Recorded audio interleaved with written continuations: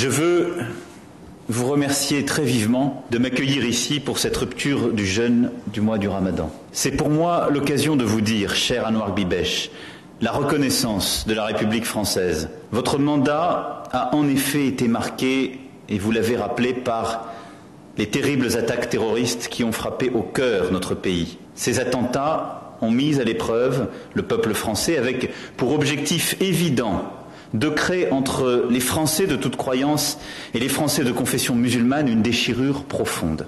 Ils furent la tentative explicite de donner de l'islam l'image d'une religion cautionnant le meurtre et la terreur au nom d'idéaux fanatiques. Pas une fois, le CFCM n'a fait défaut. Lorsqu'il s'est agi de ce mensonge pervers qui ne cherchait qu'à fracturer notre communauté nationale. De cela, soyez remerciés.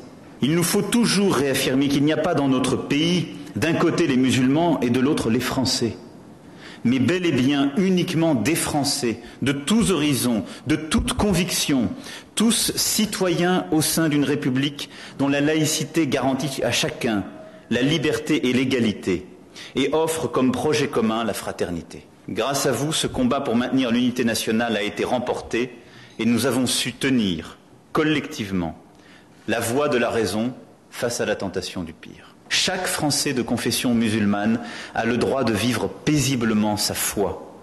Et c'est le devoir des pouvoirs publics que de s'en assurer. L'État a encouragé et accompagné la structuration d'aumôneries musulmanes au sein de nos forces armées, dans les établissements pénitentiaires, dans les établissements hospitaliers. L'aumônerie aux armées notamment. Cet exemple doit beaucoup au soutien du ministère des Armées et il devra servir d'exemple aux autres associations et administrations concernées.